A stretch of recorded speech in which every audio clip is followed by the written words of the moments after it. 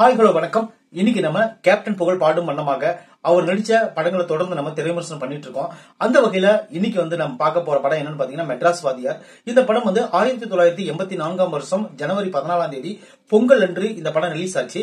இதனோட இன்னொரு படமும் ரிலீஸ் ஆச்சு. அது என்னன்னு நேத்து நம்ம பார்த்தோம். அது என்ன படம் பாத்தீங்கன்னா மதுரை சூரன். அந்த படத்தை ரிவ்யூ பண்ணும்போது நான் ஒரு விஷயத்த சொல்ல மறந்துட்டேன். அது என்னன்னு பாத்தீங்கன்னா அந்த படத்துல அவருக்கு ஒரு பட்டப்பேர் கொடுத்திருப்பாங்க விஜயகாந்த் சாருக்கு ஃபர்ஸ்ட் டைம். அந்த என்னன்னு பாத்தீங்கன்னா தென்பாண்டி சிங்கம் விஜயகாந்த் அப்படின்னு போடுவாங்க. அது உண்மையிலே ஒரு கௌரவமான ஒரு விஷயமா இருந்துச்சு. அவர் உண்மையிலே தென்பாண்டி சிங்கம் தான். அந்த படத்தை பத்தி நேத்தே நம்ம விமர்சனம் பண்ணியாச்சு. இன்னைக்கு மெட்ராஸ் வாதியாரை பத்தி பார்ப்போம். மெட்ராஸ் வாதியார் படத்துல யாரா நடிச்சுக்கிறாங்கன்னு பாத்தீங்கன்னா அதுக்கு முன்னாடி நம்ம சேனலை சப்ஸ்கிரைப் பண்ணி வச்சுக்கோங்க. அப்பதான் நான் போடுற வீடியோ உங்களுக்கு கிடைக்கும். மெட்ராஸ் வாதியார் இந்த படத்தினோட நடிகர்கள் யாருன்னு பாத்தீங்கன்னா விஜயகாந்த், சசிகலா, அனுராதா, செந்தாமரை, கல்லாப்பட்டி சிங்காரம் அப்படின்னு சொல்லிட்டு மனோரமா நிறைய பேர் நடிச்சுக்காங்க அந்த படத்துல. இந்த படத்தினுடைய பாலாஜி இன்னும் நிறைய பேர் நடிச்சுக்கிறாங்க இந்த படத்துல. இந்த படத்தினோட ஸ்டோரி பத்தி பார்ப்போம். இந்த படத்தினோட ஸ்டோரி என்னன்னு பாத்தீங்கன்னா ஒரு மளிகை கடை. அந்த மளிகை கடையை நடத்துறவர் யாருன்னு பாத்தீங்கன்னா கல்லாப்பட்டி சிங்காரம் தான் அந்த மளிகை கடை நடத்துவாரு. அவங்க ஒய்ஃப் மனோரமா. அந்த கடையில ரிக்ஷா தள்ளு வண்டியில மளிகை கடை பொருட்கள் இப்ப டெம்போ வச்சு எடுத்துட்டு போறாங்கல்ல, அது போல அந்த காலத்துல கைவண்டி வச்சு எடுத்துட்டு போவாங்க. ரிக்ஷாவில எடுத்துட்டு போவாங்க. எடுத்துட்டு போய் எந்தெந்த வீடுகளுக்கு பார்சல் தேவையோ அந்த வீடுகளுக்கு போட்டு வருவாங்க. அந்த மாதிரி வேலை செஞ்சுட்டு இருப்பாரு விஜயகாந்த் சார். அப்போ அவர் சாதாரண ஒரு மாடசாமியா இருப்பாரு. அப்போ அந்த ஊருக்குள்ள ஒரு பெரிய ரவுடி, ரவுடினா சாதா ரவுடி இல்ல, பெரிய ரவுடி, போய் நின்னாவே மாமூல் கொடுத்துக்கணும் அந்த மாதிரி ஒரு ரவுடி.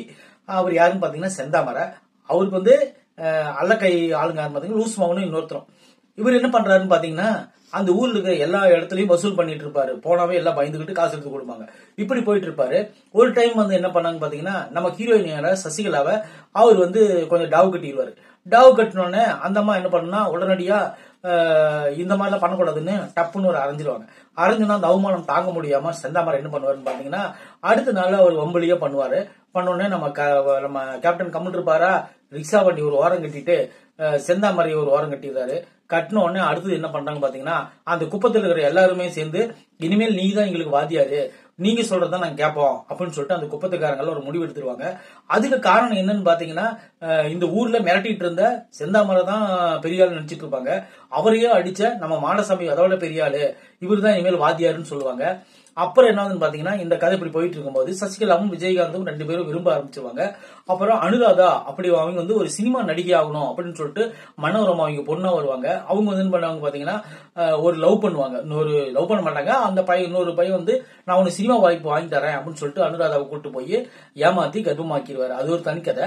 அப்புறம் என்னதுன்னு பாத்தீங்கன்னா இந்த கதை வருவோம். அப்புறம் மாடசாமி என்ன பண்ணுவாருன்னு பாத்தீங்கன்னா இப்படியே வேலை செஞ்சுட்டு இருப்பாரு. எல்லாம் மாமூல் கொடுப்பாங்க வேண்டான்றுவாரு. அதுக்கப்புறம் என்ன பாத்தீங்கன்னா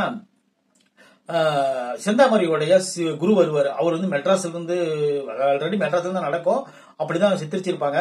அந்த ஊர்ல பெரிய ரவுடி மெட்ராஸ் வாத்தியார்னு எல்லாத்துக்கும் தெரியும். அவர் விஜயகாந்தோட மோதுவாரு.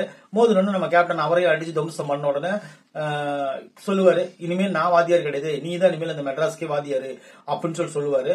நாம மெட்ராஸ் வாத்தியார் அப்படின்னு சொல்லிட்டு ஒரு டைட்டில கேட்ட உடனே சரி ஒரு கண்டிப்பா ஒரு வாத்தியாரா தான் இருப்பாரு, பள்ளிக்கூடம் பாடம் சொல்லி கொடுத்துட்டு இருப்பாருன்னு நினைப்போம். ஆனா அப்படி கிடையாது.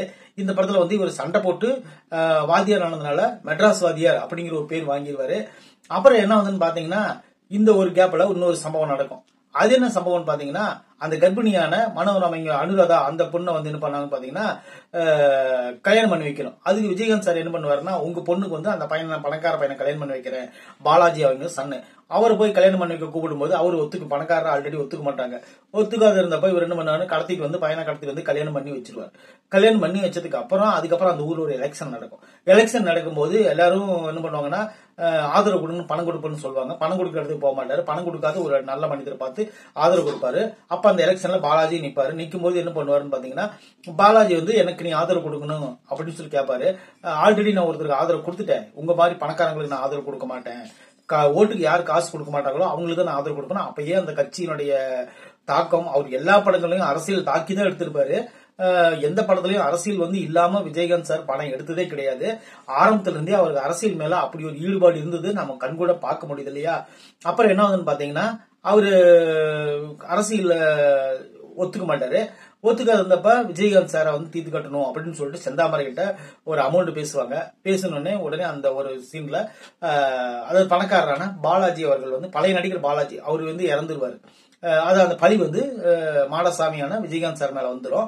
வந்த உடனே அந்த கொலைப்பள்ளியில இருந்து எப்படி தப்பிச்சாரு, அந்த பொண்ணு கல்யாணம் பண்ணி கொடுத்த பொண்ணு என்னாச்சு, அப்புறம் இவரு லவ் பண்ணிட்டு இருந்த அந்த சசிகலா பொண்ணு என்னாச்சு அப்படிங்கறதெல்லாம் இந்த படத்தினுடைய மொத்த கதையை கடைசியில கிளைமேக்ஸ்ல கொடுத்திருப்பாங்க. இந்த படம் வந்து இப்ப வர படங்களை நாம பார்த்துட்டு அந்த காலத்து படங்களை பார்க்கும்போது பேசாம நாம 1984 இல்ல 75 65 55 இந்த மாதிரி படங்களை பார்த்தாவே மன திருப்தியா இருக்கலாம். ஏன்னா இப்ப வர்ற படங்கள் எல்லாம் அந்த மாதிரி கழுத்து இருக்கிற படங்கள் வரும்னு பார்த்தா உயிரையே எடுக்க வேண்டிய படங்கள் தான் படம் வந்துட்டு இருக்கு. அதனால தயவுசெய்து இப்ப வர்ற படங்கள் எல்லாம் கொஞ்சம் நல்லபடியா எடுங்க. ஏன்னா அதை காசு கொடுத்து எல்லாரும் பாக்குறாங்க. இந்த மாதிரி பழைய படங்கள் கூட நம்ம உட்கார்ந்து பாக்குறோம். பாடல்கள் அவ்வளவு சிறப்பா இருந்துச்சு. சங்கர் கணேஷ் மியூசிக்ல எல்லா பாடல்களுமே கேட்கும்படியா இருந்துச்சு. அதுவும் குறிப்பா சொல்லப்போனா மனோரமா பாடுற அந்த சாங் எல்லாம் அது உண்மையிலே நல்லா இருந்துச்சு. இந்த படத்தை செந்தாமரை வந்து வில்லன் ரோல் பண்ணிருப்பாரு. உண்மையிலே அட்டகாசமான மனுஷன், நடிப்பு அப்படி கொடுத்திருக்காரு. உண்மையிலே செந்தாமரையும் விஜயகாந்தும் ஃபர்ஸ்ட் சேர்ந்து நடிக்கிற படம் இதுதான் நினைக்கிறேன்.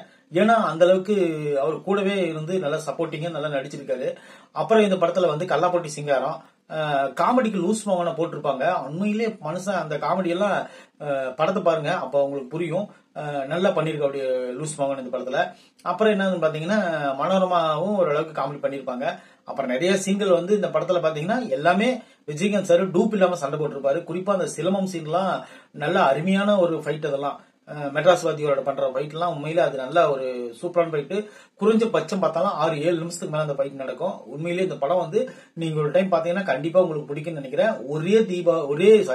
ஒரே பொங்கல்ல 2 படம் ரிலீஸ் ஆச்சு. மதுரை சூரன் ஒண்ணு, மெட்ராஸ் வாத்தியார் ஒண்ணு, ரெண்டும் ஈவனா போச்சு. இந்த படம் 2 படங்களும் ஓரளவுக்கு ஹிட் தான்.